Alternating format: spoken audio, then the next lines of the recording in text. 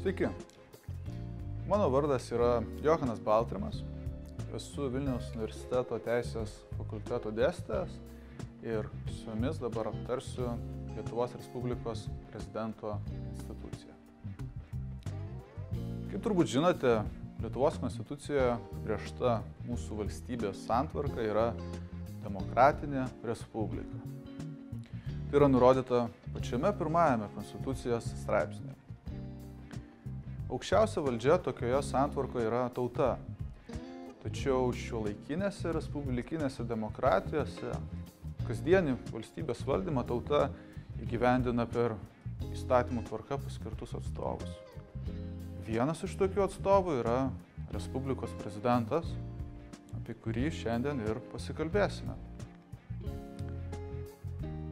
Šiame įraše kartu pamėginsime išsiaiškinti, ką prezidentas dirba, kurių institucijų galios yra didesnės ar mažesnės, kaip įsidarbinti prezidentu ir kaip prezidentas gali prarasti savo darbą.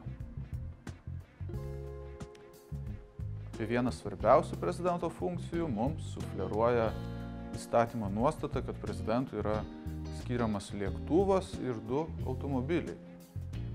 Automobilius galima suprasti, bet kodėl būtent prezidentui, o ne kažkam kitam yra numatyta tokia transporto priemonė kaip lėktuvas?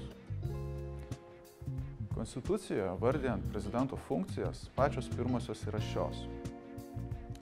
Prezidentas sprendžia pagrindinius užsienio politikos klausimus, kartu su vyriausybė vykdo užsienio politiką. Jis pasirašo tarptautinės sutartis, teikia Seimui jas ratifikuoti ir vyriausybės teikimu skiria ir atšaukia diplomatinius atstovus, užsienio valstybėse teikia aukščiausius diplomatinius rangus. Valstybės atstovavimas tarptautinėse santykiuose yra viena svarbiausių prezidento funkcijų. Niekas kitas neturi tiek galių užsienio reikalose.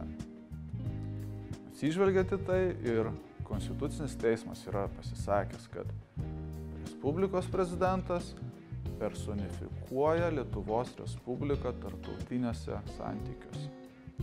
Užtat turbūt ne veltui jam yra priskirtas lėktuvas kelionėms į užsienį.